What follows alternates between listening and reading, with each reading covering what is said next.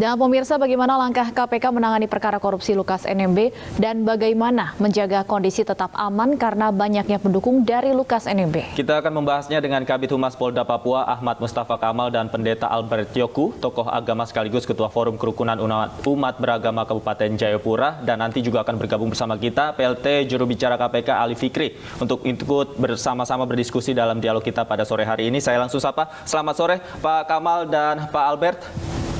Selamat sore, selamat malam di Papua, Bang Davi dan Mbak Strani. Baik. Selamat malam Mbak Albert, Pak Pendeta. Selamat malam.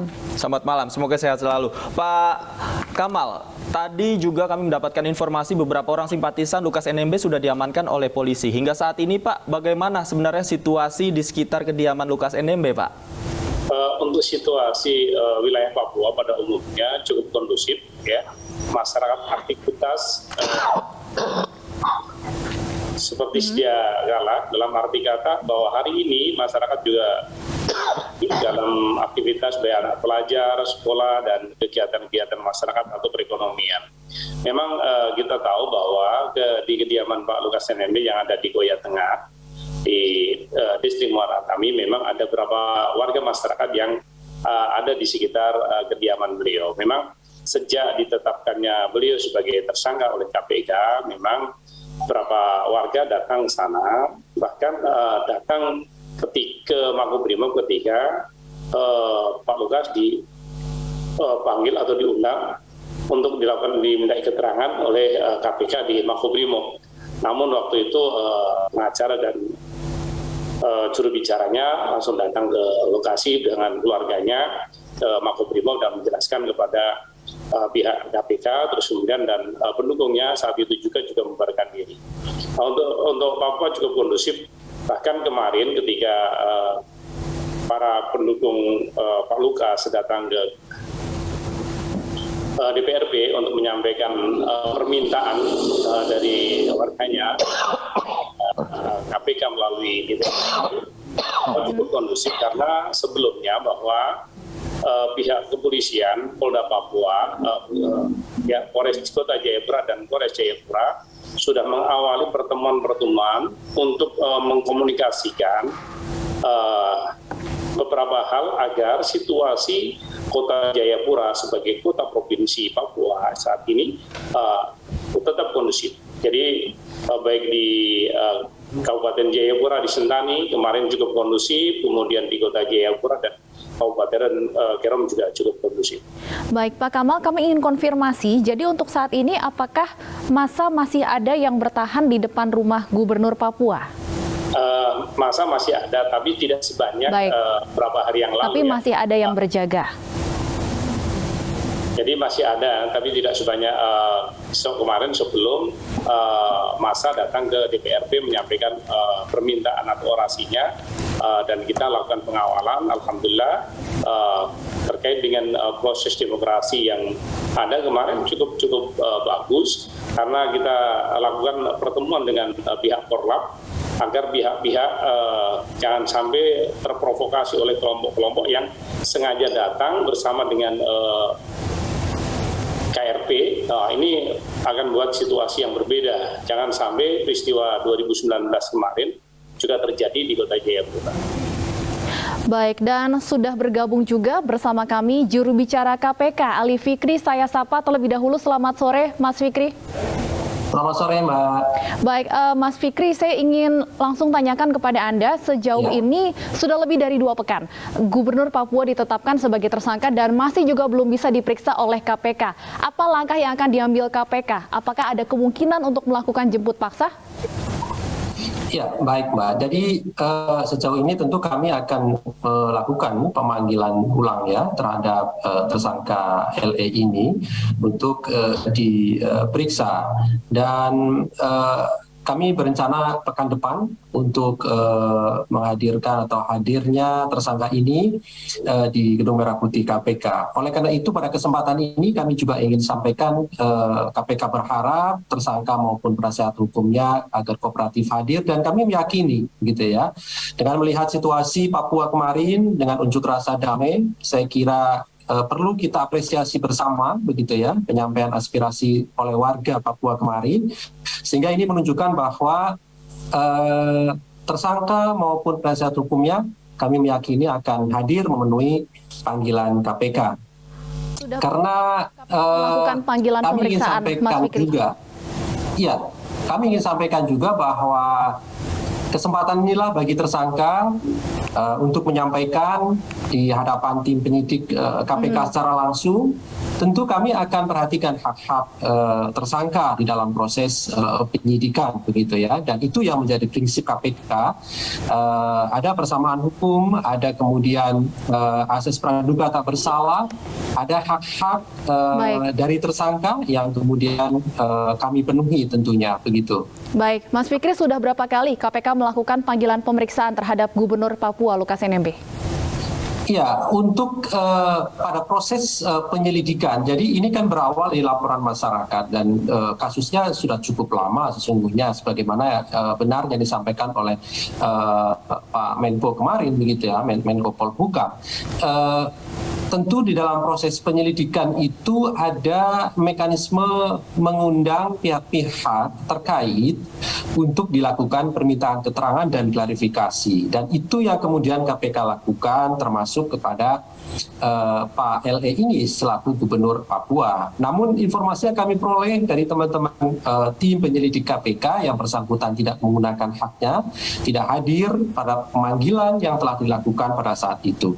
Prinsip di dalam proses penegakan hukum itu adalah basisnya alat bukti, Mbak, begitu ya. Sehingga alat bukti itu kan ada 5 di dalam normatif hukum acara pidana, sehingga kalau undang-undang itu minimal 2 alat bukti, bisa ya, minimal 2 alat bukti, maka KPK pun demikian, lebih bahkan dari 2 alat bukti, dan itu bisa diperoleh dari keterangan saksi, dokumen petunjuk, tanpa kemudian harus juga menunggu keterangan tersangka begitu. Baik, KPK berharap Gubernur Papua kooperatif. Saya ingin ke Pak Albert Yoku, Pak Pendeta, adakah imbauan Anda yang ingin disampaikan kepada Gubernur Papua? Karena seperti yang disampaikan oleh juru bicara KPK tadi, justru pemeriksaan ini akan menjadi kesempatan untuk memberikan penjelasan bagi Gubernur Papua Lukas NMB yang sudah ditetapkan sebagai tersangka.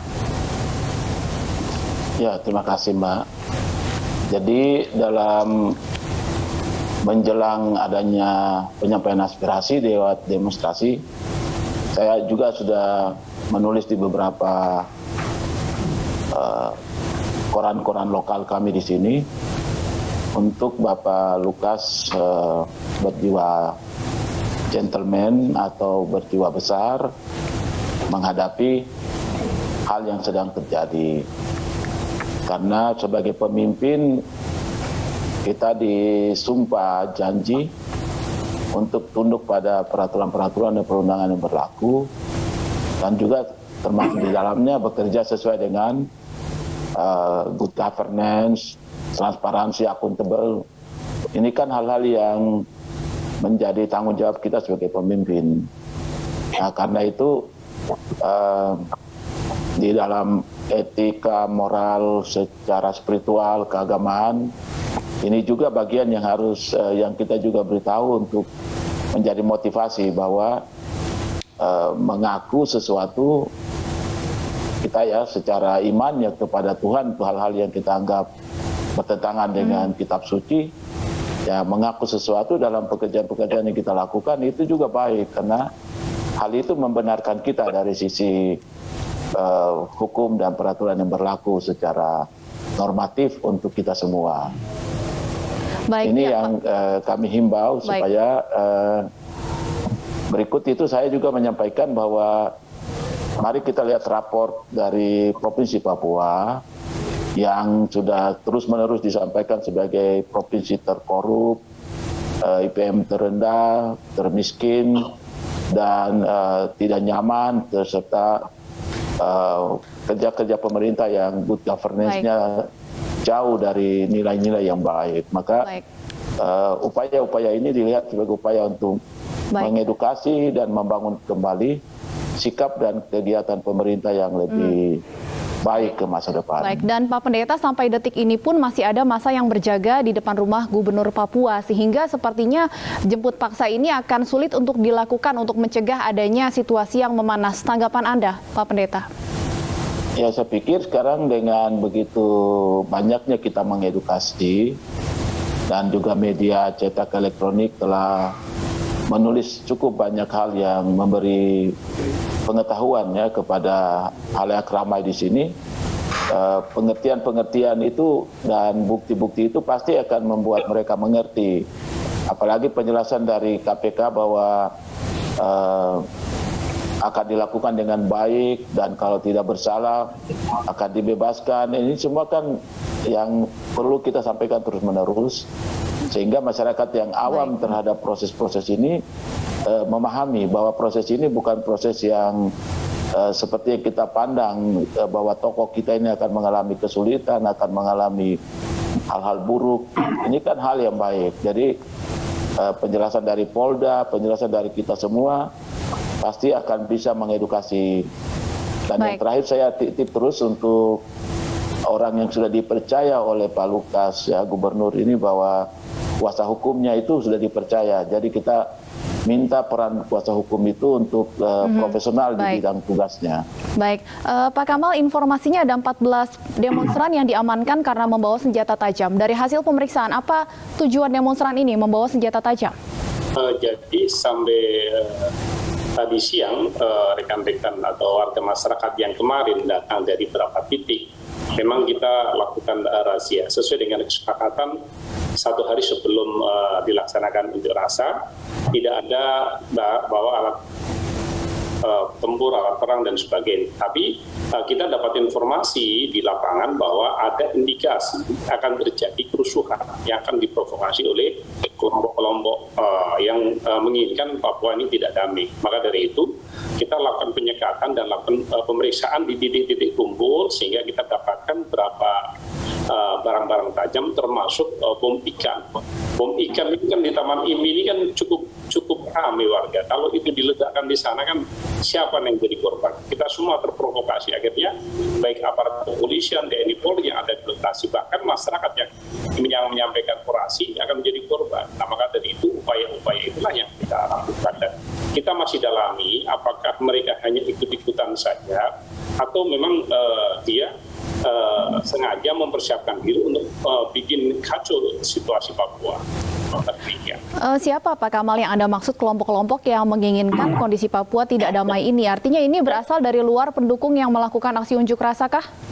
Jadi begini, kita memang peristiwa 2019 itu masih diteluk mata masyarakat Papua, khusus masyarakat di Kota Jayapura dan Kabupaten Jayapura dan beberapa kabupaten lainnya. Jadi peristiwa-peristiwa yang tidak bikin nyaman warga masyarakat yang ada di Kota Jayapura, kita harus antisipasi dengan melakukan kegiatan-kegiatan pencegahan lebih awal. Ketika kita menyepakati sesuatu kegiatan, maka ada hal-hal lain yang patut diduga adanya kelompok-kelompok yang akan bikin kisruh situasi di Papua, di Kota Jayapura, maka upaya-upaya kepolisian dengan TNI yang dipegang oleh TNI menyekat dan kita lakukan pemeriksaan. Ternyata kita di beberapa titik itu kita temukan ada di perbatasan Kota Jayapura dan Kabupaten Jayapura, kemudian di wali kota itu alhamdulillah bisa kita cegah sehingga memang kemarin proses mobilisasi massa yang kita sepakati juga tidak ada jalan kaki,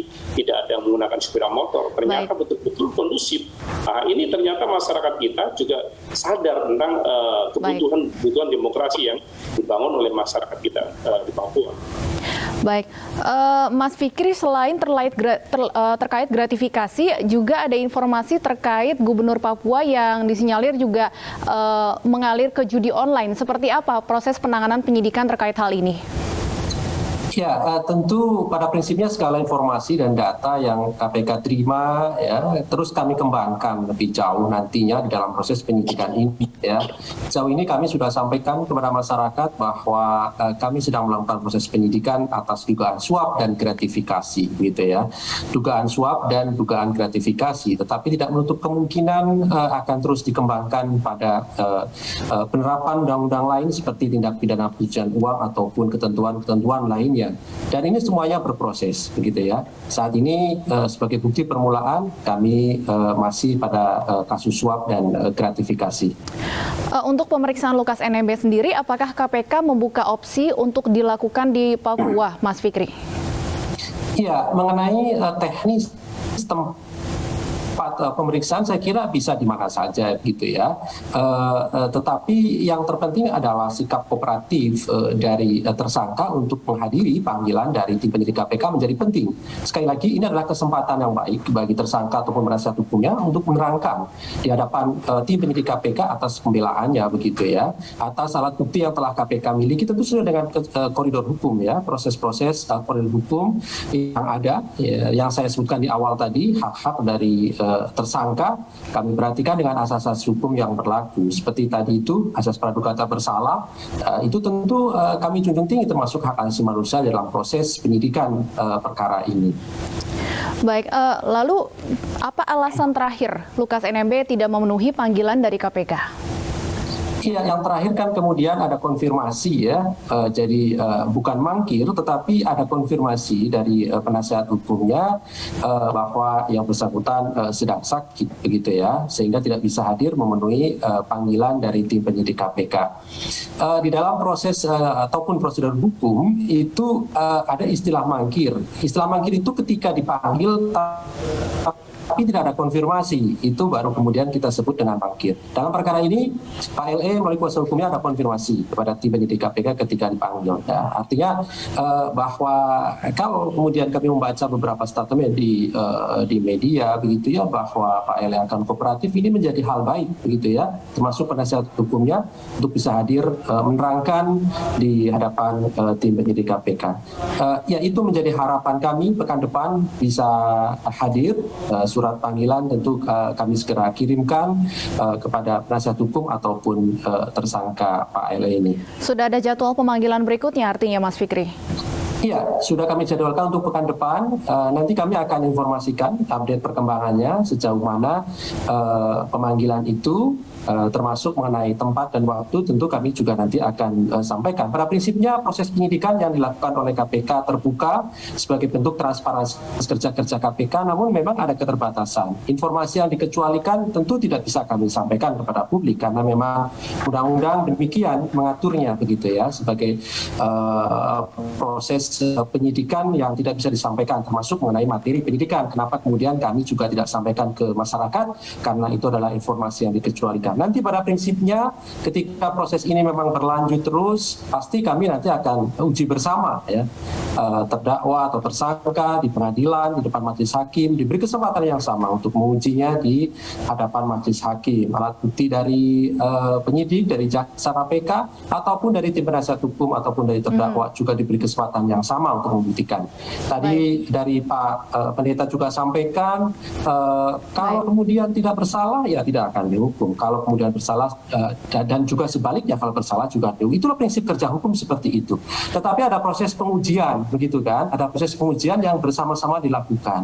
Sehingga kelancaran proses-proses ini bisa berjalan, tentu ada juga kemudian peran-peran dari tersangka untuk kooperatif hadir untuk adanya kepastian hukum tentunya. Kepastian hukum itu tidak hanya kepada KPK, tetapi juga tersangka juga ada kepastian hukum yang harus diperolehnya. Begitu. Baik, Pak Pendeta, tentunya kasus dugaan korupsi yang menjerat Gubernur Papua ini masih panjang bergulir. Apa imbauan Anda kepada masyarakat Papua khususnya? Ya, pertama kita menerima sebuah jabatan dan kita sudah berkomitmen melalui pribadi kita sendiri mengakui bahwa akan menjalankan tugas itu sebaik-baiknya. Dan itu dilakukan di hadapan Tuhan, di hadapan bangsa dan negara, dan selalu kan setiap pejabat itu ditanyai dengan kepercayaan apa saudara mau mengaku. Kalau dia menjawab dengan Kristen Protestan, ya di tangannya ditaruh di atas kitab suci, maka sikap ini harus dipedomani oleh yang bersangkutan. Kalau terjadi hal seperti ini untuk mempertanggungjawabkan apa yang terjadi oleh akibat jabatan yang dimilikinya, maka yang bersangkutan pertama harus takut akan Tuhan Yang Baik. Maha Kuasa. Yang kedua, bekerja sama kooperatif dan ya tidak usah mengajak orang atau apa, dengan kuasa hukum saja sudah cukup untuk membela dia atau mendampinginya sampai kepada proses yang teratur baik seperti dijelaskan Baik. KPK, dijelaskan kepolisian, itu kan sudah koridornya sudah baik. Jadi kita dukung koridor itu. Baik, kita harapkan tentunya Gubernur Papua Lukas NMB bisa kooperatif sesuai dengan harapan kita semua. Terima kasih Pendeta Albert Yoku, Mas Ali Fikri, dan Kombes Pol Mustafa Kamal sudah bergabung bersama kami di iNews Sore. Selamat sore dan sehat selalu Bapak-Bapak.